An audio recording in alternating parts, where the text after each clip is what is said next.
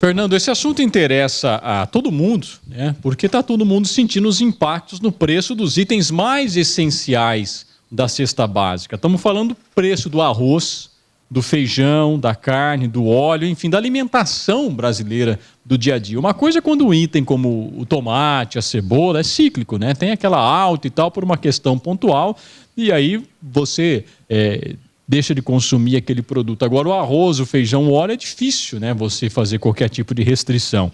E a Associação Brasileira de Supermercados, sentindo que o setor está pressionado a dar explicações, vem a público para apresentar uma explicação e dizer que, olha, o problema não está no supermercado.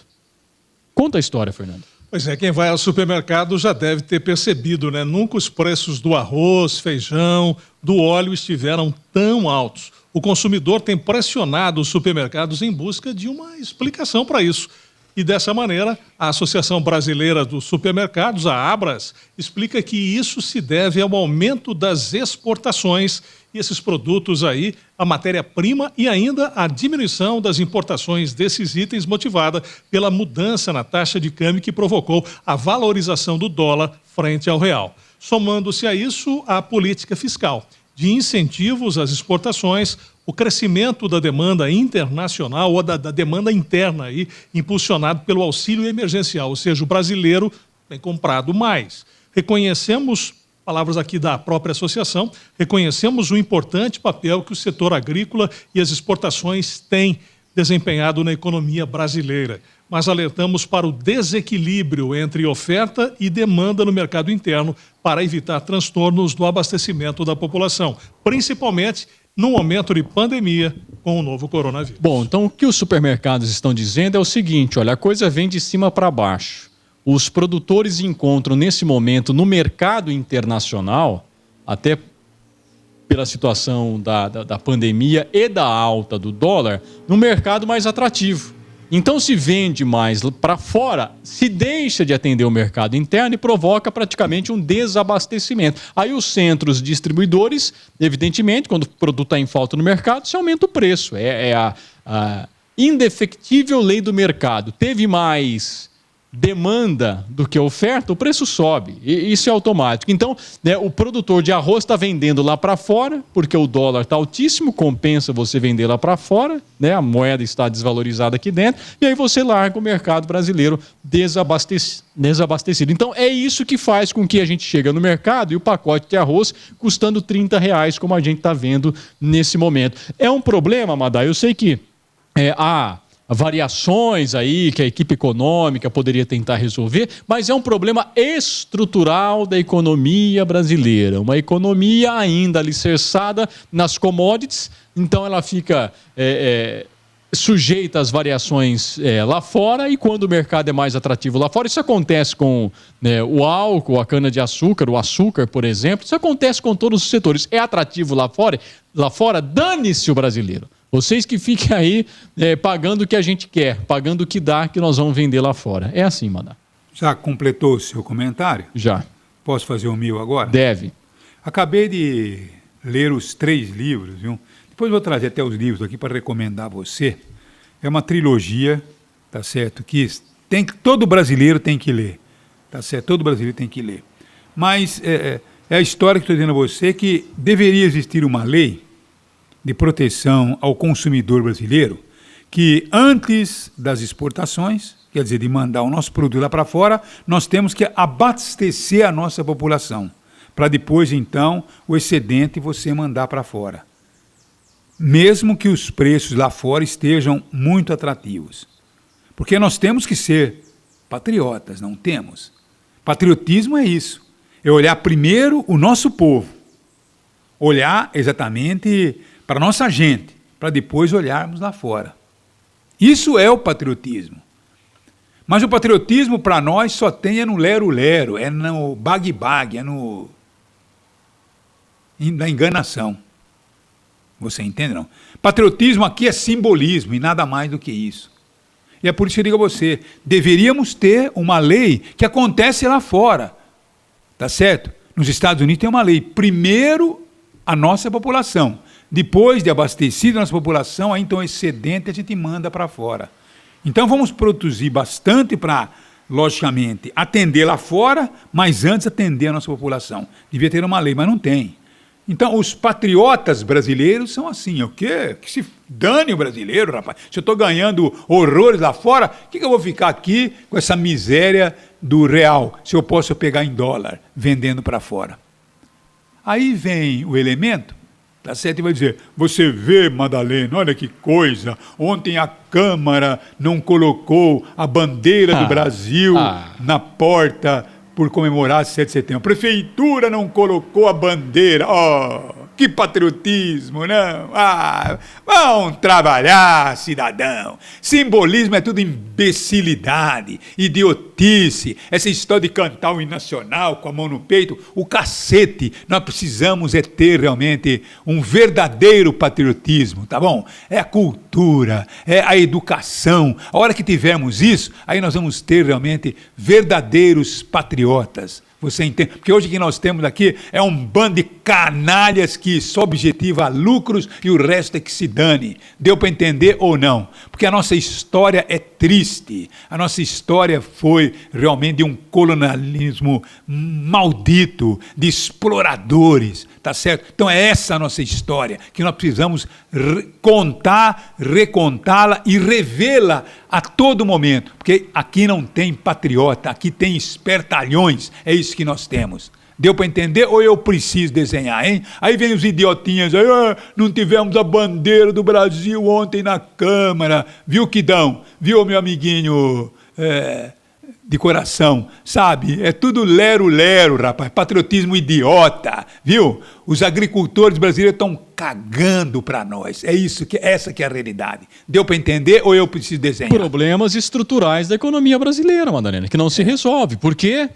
O Congresso brasileiro ele se transformou não na casa que representa os interesses do povo e tal, não. É despachante dos velhos e bons segmentos. Comentamos no programa já a questão dos pastores, né? Então, Congresso Nacional virou despachante dos interesses dos pastores, dos banqueiros e, evidentemente, daquele grupo ruralista mais atrasado. Não aquele produtor que levanta às 5 horas da manhã para tirar leite da vaquinha, para vender aí, né, no laticínio regional. Não é desse que eu estou falando. Eu estou falando dos grandes, daqueles que de fato interessam a inserção no mercado internacional quando o preço lá tá bom. Aí dane-se o brasileiro, dane-se o álcool brasileiro, dane-se o açúcar pro brasileiro. Não, vão vender lá fora para ganhar dinheiro. É isso, Madalena. São problemas estruturais e você tem razão, que remonta ao processo de colonização que não foi resolvido até hoje. O Brasil ainda é colônia.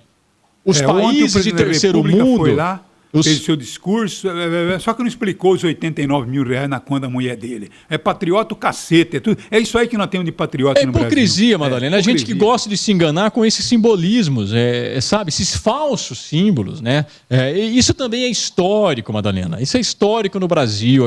O brasileiro precisa estudar um pouquinho mais de história para entender o que acontece. Essa história de usar os símbolos nacionais como válvula de escape para as mazelas, isso também nem é novo, nem foi criado agora pelo Bolsonaro. Isso é um clássico, né, da idiotice nacional. Os livros de história explicam tudo isso, né? Nossa condição de colônia, que ainda não se resolveu, a nossa dependência, os interesses lá fora que são priorizados ao invés dos interesses nacionais. Então é isso, né? Então é nada mais do que uma velha história. Então, quando a gente paga R$30 o preço do pacote de arroz, Fernando, a gente traz toda essa carga histórica de país colonizado. E isso não vai mudar, Luiz. Infelizmente, você não vê nenhuma ação no sentido contrário a isso. Agora, essa questão do simbolismo, eu acho isso de uma maneira incoerente no Brasil, principalmente no pé que a gente está hoje. Eu não vejo uma pessoa que bate no peito e clama por você ter esse sentimento nacionalista, quando muitas vezes você coloca ao lado a bandeira americana. Eu vejo uma incoerência. Ou deixa pegar fogo o Museu Nacional. Não consigo enxergar. Deixa pegar fogo o Museu Nacional. Agora está num processo de recuperação, que também deixou definhar o Museu da Independência, né? E o governo federal não topou participar do projeto. Então, esse é o patriotismo? Quer dizer, de preservação da história? Não, aí não interessa. E deixa abandonada a Cinemateca, e você fala em valorização da cultura no Brasil, dos símbolos nacionais que precisam ser preservados, da história, a bonita história brasileira que precisa ser levada a sério. Não é. Agora, com relação aos preços, eu fico aqui me questionando. Você sabe que quando eu vi a informação de que os preços estavam começando a ficar impraticáveis, eu vi uma palavra do presidente no seguinte sentido: olha, vou fazer aqui, fez uma crítica, né, às pessoas que têm na mão aí o poder de fazer uma mudança e criticou os supermercados pelo aumento de preço. A política do governo não pode ser uma crítica. A política do governo tem que ser de uma outra maneira. Políticas que estabeleçam aí critérios diferenciados para que não aconteça isso que a gente está vendo. Não adianta você puxar a orelhinha da pessoa que está do outro lado, sendo que você não consegue colocar no país uma política necessária para fazer com que essas distorções aconteçam. Aí eu fiz uma conta, Luiz. Muito tem se falado da pandemia, né? Que a pandemia acaba causando tudo isso e tudo mais, os preços, o dólar está atrativo. Você sabe quanto estava o dólar quando começou a pandemia? 4,53. Eu estou pegando aqui o preço mais raso, né, para a gente fazer a continha rápida. O dólar fechou nesse fim de semana a 5,30. Então, se você for fazer uma conta rápida, você vai perceber que a distorção não foi tão grande. Ela já estava lá atrás. Há muito tempo atrás, essa distorção do preço do dólar ela vem acontecendo. Então, você não pode jogar mais um peso nas contas aí, ou nas costas da pandemia, dizendo que ela é a raiz de todos os males. Ela pode ter contribuído, sim, mas ela não é a única, não. Só para concluir, né? Porque a gente conhecia a história do Brasil, né? Aquela história que a gente aprendia na escola, né? E depois disso a gente passa a ter a preocupação com a história contemporânea. Aquela história que certamente veio aí com a velha república, com a ditadura do Getúlio Vargas. Então a gente conhece a nossa história contemporânea, mas bem lá atrás, o que a gente conhecia era muito superficial. Eram histórias mentirosas que contam para a garotada hoje na escola. Então, veio o Laurentino Gomes, tá certo? Numa pesquisa fabulosa, tá certo? Não? Escreveu aí, esses três aqui, sabe, são imperdíveis. 1808, por favor, viu? Você que está me ouvindo agora, se você quiser ter base para discutir, para não falar de orelhada, estou vendo aqui gente que fala, na verdade, viu, estou vendo aqui a riqueza da dona Marisa, da mulher do Lula, tal, sabe? É só essas coisinhas idiotas, vão ler, para aprender a verdadeira história do Brasil. 1808 foi a chegada de Dom João VI no Brasil, tá certo? Então vocês vão ver as falcatruas, as canalices, tudo aquilo que aconteceu, olha, colhida exatamente em documentos oficiais, tá certo? Escrito por não brasileiros, né? Que vieram aqui, acompanharam toda a história e que estava lá guardado na Inglaterra, na França. Então o Laurentino fez um trabalho fabuloso para mostrar a verdadeira história do Brasil. 1888, depois 1822 e 1889. Então, para você conhecer a realidade da nossa história, para você saber onde é que está o patriotismo, o simbolismo, o que nós, como que nós somos vítimas, como a nossa situação de hoje, tudo isso é reflexo realmente do nosso colonialismo, do nosso domínio, da nossa exploração. Então, é hoje que nós temos, é isso aí. E continuamos com essa mesma ideia, né?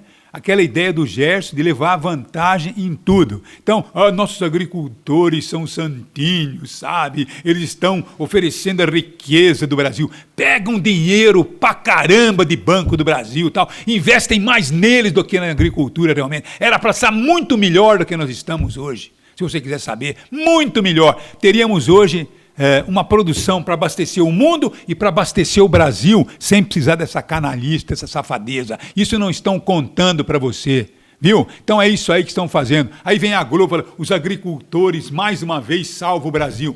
Aqui para você, ó. Então a coisa é muito mais grave do que você possa imaginar. Nós não conhecemos a nossa verdadeira história e o que tem por debaixo do subterrâneo daquilo que nos fazem de palhaço. Você de escravo, seu tonto. É isso que nós temos que levantar, viu, Luiz Antônio? Porque essa história tem que todo mundo ler isso aqui. Tá certo? Não? Porque é que, infelizmente, a nossa ignorância, a nossa burrice, a nossa falta de incentivo à educação, então as pessoas não leem. Então precisa ler para conhecer a sua real história, para depois você ficar patriota de verdade. E não esse patriota imbecil de ficar, eu sou patriota porque eu quero a arminha na sua mão. Tenha santa paciência. Vão ser ignorantes assim no inferno. Precisei fazer meu desabafo ou eu estou errado? Não, está corretíssimo, Madalena. Mas são situações criadas justamente para esconder, né, a nossa indecência econômica. E eu repito, a crítica não vai para esse governo, não. Há um problema estrutural na economia brasileira que a gente insiste em não enxergar e não resolver, porque interessa muita gente, gente que consegue despachar direto, né, com quem comanda, de fato, esse país. Então, né, não se perca nessas discussões vazias, não. Estou vendo aqui na live, sabe? As pessoas, sabe, caem em cada... Está preocupado com a dona Marisa? Está preocupado com os 89 mil da mulher do Bolsonaro? Tudo isso é pinguinha, rapaz. Tudo isso é besteira. Você entende? A coisa é muito mais séria, é muito mais grave. Então é isso que eu estou tentando fazer você entender. A gente fica perdendo tempo com essas besteiras, né? Porque a realidade está muito mais embaixo. Nós somos enganados todos os dias. Todos os dias, por toda uma estrutura, viu, que nós precisamos mudar. Agora, só vai mudar investindo realmente em educação. Mas eles não deixam investir, Luiz Antônio. Não pode investir em educação. Nós temos que acabar com as universidades públicas. Nós temos que acabar com as boas escolas. Nós temos que fazer a escola com o nosso modelo. A escola para que as pessoas elas saibam até aqui, ó. Partir de lá, não. Sabe? Vamos formar médicos analfabetos, né, que não conhecem sua história, conhecem muito de medicina. Conhece, de cirurgias, mas da história mesmo não conhece nada. É isso que está em curso, Mandato. É isso aí. Eu até comentava há pouco aqui com a Jape, para concluir esse assunto, né? Por que no Brasil as velhas estruturas permanecem sempre, sempre? A história explica, né? Como é que foi proclamada a independência do Brasil? Pelo príncipe, por um representante da monarquia portuguesa. Então a independência veio da família real. Não é uma independência. Como é que foi proclamada a república? A partir de um acordo de grupos da elite, né, para sair do poder monárquico, mas continuar mandando na república que se instaurava. Como é que foi feita a abolição da escravatura? A partir, né, de uma revolução da ordem? Não, né? Se liberaram, os escravos foram liberados do trabalho escravo, propriamente dito, para servir de mão de obra barata e sem um espaço nas cidades, né? Relegada às periferias, e a partir daí o surgimento das favelas. E por aí vai, né? Como é que foi feita, né, a redemocratização do país? Por um acordo também das elites num colégio eleitoral. E por aí vai, né? O Brasil não passou por uma revolução. Luiz, então você está pregando uma revolução armada? Não. Uma revolução por meio da educação, por exemplo, como a Madalena acabou de falar, né? Nós não temos uma mudança da ordem. No Brasil é tudo feito a um conchavo, eternamente um grande acordo entre quem manda para manter dominado aquele que tem que obedecer. É isso, desde 1500, um grande acordo nacional com o Supremo, com tudo.